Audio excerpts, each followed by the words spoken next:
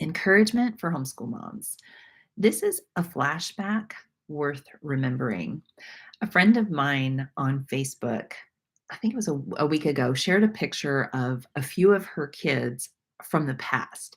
And she was like, sometimes when we're surrounded by our littles, we forget that they're going to grow up. And she then went on to say, this person grew up to be this and that and this and that. And it was so encouraging that I dug through my own pictures and throwing it at you, dug through my own pictures and found a picture of my five back from 17 years ago. And I was like, whoa, no wonder I was overwhelmed. Look at that motley crew. I mean, I had my hands full. So I have a word for you, and I'm actually going to read it because it's something that I wrote this morning.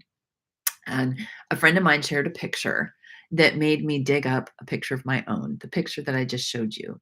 She shared the truth that when our kids are young, we really can't see over the hill. We wonder if they'll turn out okay. So I dug up an old picture of my five boys. No wonder I was overwhelmed. I was sure I was going to mess them up. I don't have a college degree, and I rebelled against boxed curriculums and other people's ideas about what my boys should learn because it wasn't because I knew what I was doing. I was just sure that my boys were uniquely and wonderfully made. Mama, your young kids will grow up and excel at something, and they'll leave home and they'll flourish in life. And you may not be able to see it yet. Just keep focusing on their character, their heart, and their attitude while you learn right alongside your kids. Do you have doubts? Of course you do. I did too. All five of those boys that I showed you in the beginning were delayed if you lined them up next to their public school neighbors. They were delayed readers, they were delayed writers, and they were delayed socially.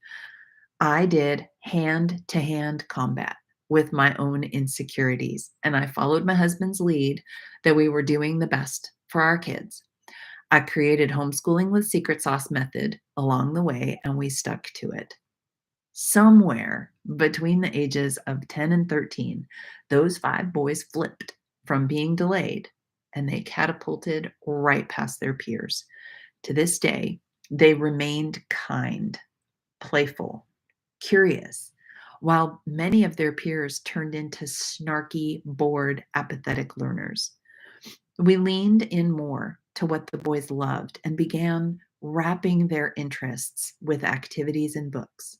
Secret sauce. How did they turn out? All five of the boys are kind, hardworking, diligent, loyal, wonderful people. The biggest is our historian. He's a brilliant writer and a professional machinist, and he's happily married. The next one has a degree in digital filmmaking. He's a screenwriter, producer, a brilliant writer. He's an oral competition winner, and he's an artist. He's also engaged, compassionate, and is always enthusiastically listening to whatever you have to say. Number three is working on his bachelor's degree towards becoming a worship leader. He is a master guitarist because he had a decade or more to actually practice his skills. He is truly the most diligent person that I know, and he's our long hair rebel. He makes me laugh every time he's around, and he is so thoughtful, and he will pray and encourage everyone around him. Number four is our science and math brain. He's our truly academic one. He thinks before he speaks, painfully so. He is the king of those pregnant pauses. He earned his Associates of Science degree while he got his high school diploma, and he's currently working as a laboratory technician at the local college, and he details cars on the weekends. He will go on to get his bachelor's degree in science because he loves studying, but he's still looking for which school will be best. And he's the one that when I'm in the kitchen, 100% of the time, he'll walk in and say, how can I help? And the baby in the picture. the one that the Lord saved for last, so there would be 6 of us to watch him. He's currently completing his associate's degree and his high school diploma simultaneously. He's our artist. He's an elite athlete. He rows. He's a brilliant writer, even though he didn't read until he was 10. He just got accepted to row for a university, and he hugs me no less than 47 times a day, so much so that his beard catches my hair. It's crazy. Remember, no matter how full your hands are, your heart is overflowing. When you look at your young kids, you will not know the future. You will be overwhelmed and insecure. So was I. Focus on the important things and keep reading and learning. You've got this. So I'm going to leave you with another glimpse of my 5. And this is why I was overwhelmed, had my hands full. This guy, the second one, had multiple surgeries. By the time he was 9, he had had 4 major surgeries, spent quite a bit of time in the hospital. This guy was my right hand, and I could not have handled the rest of them without him. So, historian, screenwriter, worship leader, scientist, and our jack of all trades artist, and just crazy kid. So, anyway, I want you to know that homeschooling is overwhelming. You don't know the future. You don't have to have this fine-tuned, gorgeous, boxed curriculum in order to make it work. What you need is a commitment to the long game, a commitment to the marathon, right? It's not a sprint. Focus on the heart and character of your kids.